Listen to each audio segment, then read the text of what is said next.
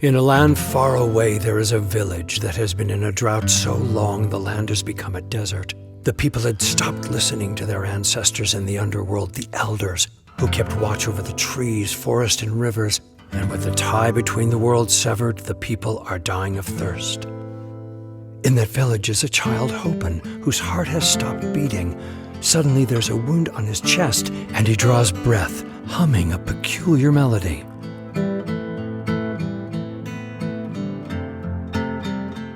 Hopen grows up to be a musician, a singer. His wound never fully heals, and the people of the village often hear him humming his melody. When he's a young man, he meets a girl in the village, Allora, and she inspires him to write words to his melody.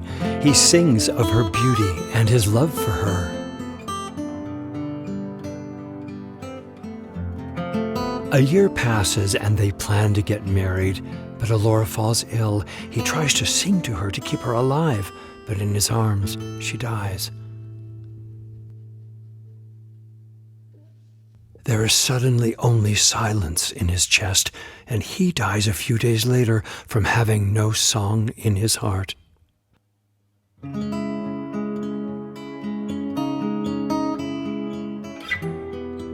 Hopen passes to the underworld and meets the elders.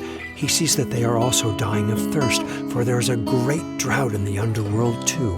The elders explain that Hopen has been here before as an infant, and they had to wound him to put the song in his heart that would bring him back to life, the song for Allora. But the purpose of that song was not for Hopen to live with Allora, but for him to return to the underworld after he'd learned the language of music. The elders part, and Allora comes forward, now one of the elders.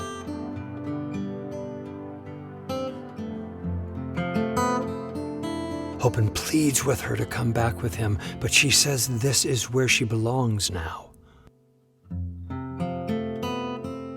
Allora reaches out her hand and places it on the wound on Hopen's chest, giving him a new song in his heart. She tells him that whenever he sings this song, his heart will be a portal, so the people of the village and the elders can connect once again. Hopen won't leave her, though, so the elders illuminate two passages before him. One of them leads downwards to a life in the underworld where he can be with Allora in the land of spirits. If he takes this road, the portal between the underworld and earth will remain closed, and all the people of his village will die of thirst, and the elders will continue to suffer as well, including Allora. But he and Allora will be together.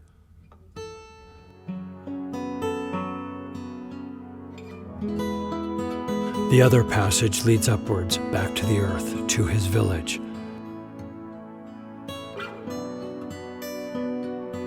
If he returns to the village, the portal will be open. The people will live. The elders will heal. But he will have to let Allora go. Hopen falls to his knees before Allora and holds her hand to his forehead. He kisses it and rises to his feet and kisses her. He says, "I am willing to die for you." Tears come to her eyes and she says, "I know you are, but are you willing to live for me?" He holds her close for a long time. Then he lets her go and enters the upward passage back to the village. Before he goes, the elders offer a gift.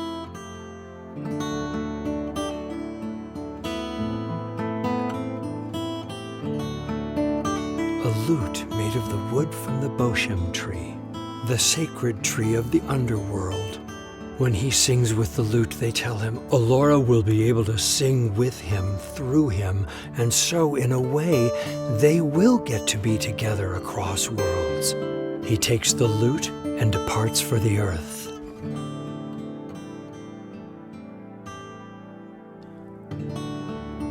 Awakening in the village, the people are amazed, and he tells the story of the elders and that Allora must remain in the underworld. Hopen sings the new song in his heart and plays the lute given to him by the elders. He feels Allora singing with him and through him, and his heart fills with joy, creating a portal that bridges the realms once again. The tears of the ancestors return the green to the land.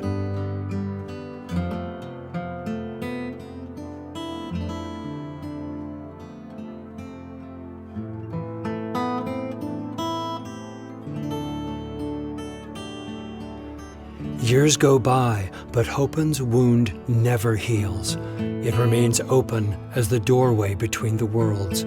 He marries and has children and becomes a leader of the village. But some nights, they still hear him singing with his lute, his song for Allora.